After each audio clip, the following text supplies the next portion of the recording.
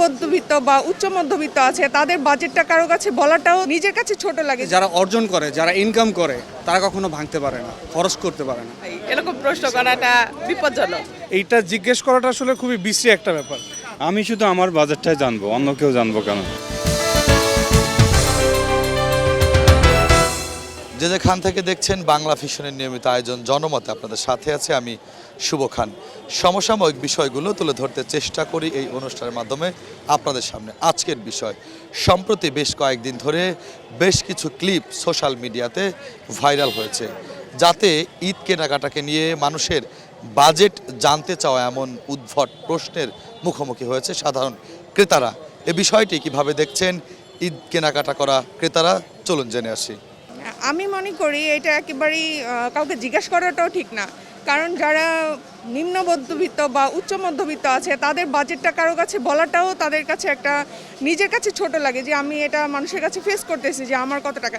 দেখা যায় আমার হাজব্যান্ড বিদেশে নাই, সে একটা মিডিয়াম লেভেলে একটা জব করতেছে, তো সে আমাকে কতটুকু বাজেট দিতে পারবে। আর এখন একটা রমজান মাস যাওয়ার পরে আমাদের সারা মাসে খরচ, রমজানের বাজার আছে, ঈদের বাজার আছে, এগুলোর পরে দেখা যায় বাজেট আমাদের খুব বেশি হলে নিম্ন মধ্যবিত্ত যারা আছে তারা 10,000-এর বেশি যেতেই পারে না। তো এখানে এটা আমাদেরকে বারবার জিজ্ঞাসা করা বা মানুষকে জিজ্ঞেস করা আপনার বাজেট কত, আপনার বাজেট কত, বিশেষ করে বসুন্ধরা সিটিতে যেটা জিজ্ঞাসা করা হচ্ছে, এটা আমি মনে করি একেবারেই যুক্তিগত না। একজন মানুষ 500 টাকাতেও কিনতে পারে, 5 লাখ টাকাতেও কিনতে পারে, এটা যার যার সামর্থ্য মতো। এইটা জিজ্ঞেস করাটা আসলে খুবই বিশ্রী একটা ব্যাপার। জাতি হিসাবে মনে হয় আমাদের একটা সমস্যা হচ্ছে, আমরা জানি না কি প্রশ্নটা করা উচিত আর কি প্রশ্নটা করা উচিত না, তাই না? এটা আর কি তো আনন্দের ব্যাপার। আমরা আসলে কাউকে বাজেট জিজ্ঞেস করে কাউকে মন ছোট করে দেওয়া, মন খারাপ করে দেওয়াটা উচিত না আসলে, এটা আমার ব্যক্তিগত মত। না, এই জিনিসটা একদমই ভালো লাগে না, কারণ একজনের বাজেট জানতে চাওয়াটা মানুষ কিন্তু বিব্রতকর একটা অবস্থায় পড়ে যায়। এক একজন দেখা যায় কিছু ফানি লোকজন আছে, উল্টাপাল্টা কথাবার্তা বলে, জিনিসটা খুবই হাস্যকর।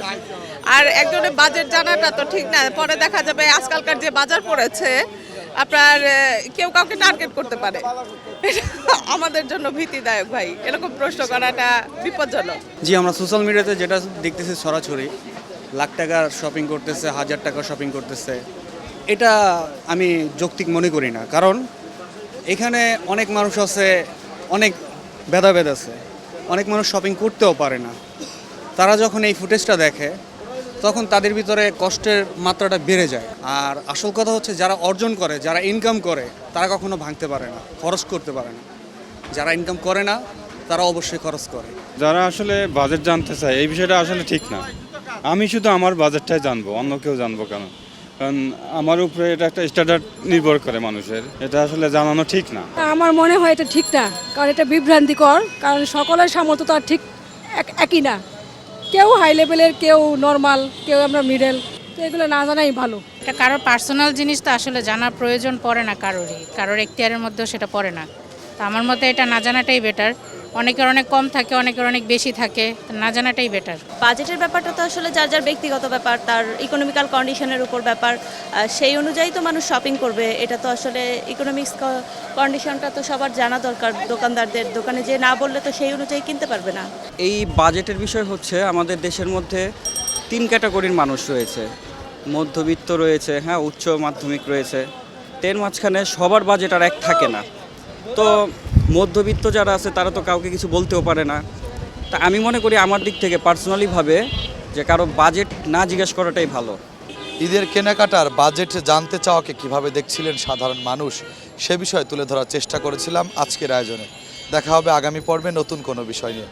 সে পর্যন্ত ভালো থাকবেন, সুস্থ থাকবেন, বাংলা ভিশনের সাথেই থাকবেন।